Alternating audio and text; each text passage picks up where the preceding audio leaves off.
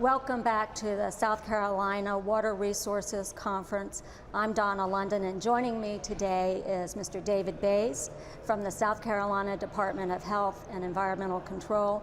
Welcome, David. It's good to see you again. Good to see you. This is our third water conference that we've been able to dock. It is. Well, I want to ask you, I know the conference is about strategic planning for water resources in South Carolina, and that of course is something that you are very, very interested in. Tell me what over the past three conferences that you see different in this conference than you've seen in past years.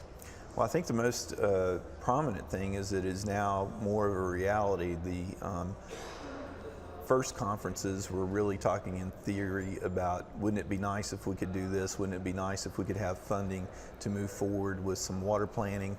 And so as we sit here today, the legislature has allocated $1.5 million for us and DNR to cooperatively manage a project to do models of our surface water basins. And so now that that's a reality, and that project has been kicked off, then the prospect of what to do with those models and to do planning is definitely more of a reality. And so I think it's gotten a lot more energy this time that people are thinking about, well, you know, what are we really going to do with it when we get the information? Well, it definitely does seem to be, there definitely seems to be a lot more optimism now than I've seen in previous years. I'm also understanding more. It took me a bit of time, I guess 6 years now, to understand all of the different variables that are at play. And you mentioned the models. Tell me what are some of the components that will be included within the models so that our listeners understand how complex these issues really can be.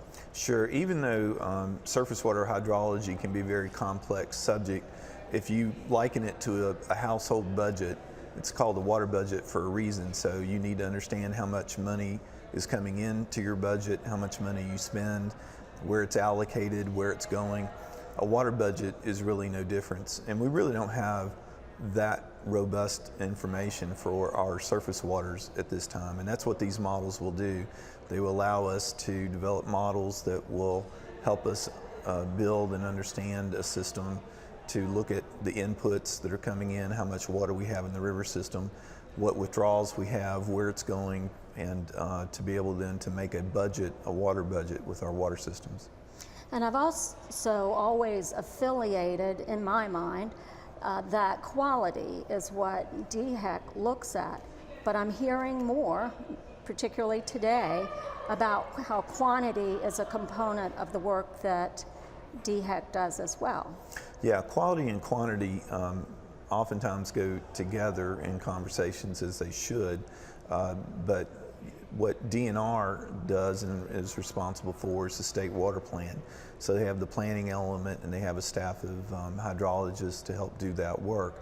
What we do at DHEC is the permitting piece. So actually, the state of South Carolina has been permitting groundwater usage, large groundwater wells, since the mid-1970s.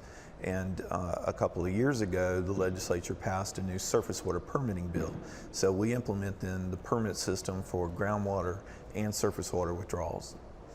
Well, as a testament to the collaborative nature of this conference, we also heard from the agricultural community as well. And of course, there was a gentleman here that was talking about his farming efforts and the permitting efforts there.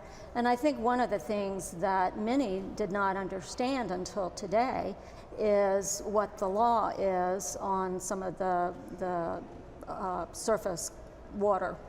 And if you could help us better understand that, what the law is, particularly the new law, relative to agriculture uses. Sure. If you're going to be a new user that receives a permit, so for your example, if you're a water supplier or industry, there's a process where you would actually get a permit. Agricultural uses get a registration, and some parts of that evaluation are the same as a permit, but some is different. So if an agricultural operation wants to withdraw water, they would apply then for a registration, and we do a calculation to determine if the amount of water that they're asking for is within the safe yield. And if it is, then they're automatically granted that registration and use. And one of the key things that's different from a permit is they're really entitled to that water to be able to use it without constraints versus some additional requirements that might be on a permit holder. I see.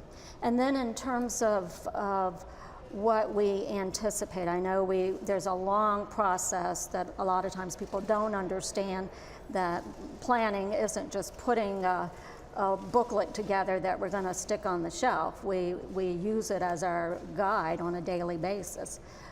In terms of the protocols and the policies that come after the plan is in place, do you think that it will address some of the concerns that were mentioned about some users being able to get a lot more water than other users, and perhaps not being able to plan ahead because of that allowance?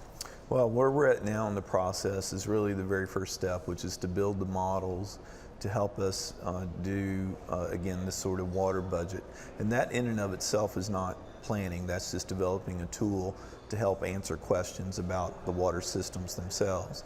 So the step after that would involve in the planning, and that's where DNR updating the water plan, doing basin-specific plans comes into play. So how all that might feed into any subsequent changes in the law, I think is really up to the legislature, and something that's probably a little too far out for me to right, and project. I do always discuss how important it is that you have the good information, good science, and a good plan in place before you make decisions about policy. And here I go asking you something like that, but that does make a lot of sense. And I guess that gives us the opportunity to say that there will be many points along in the process where the public and the stakeholders of all sorts will be able to have input into even into the modeling process once it's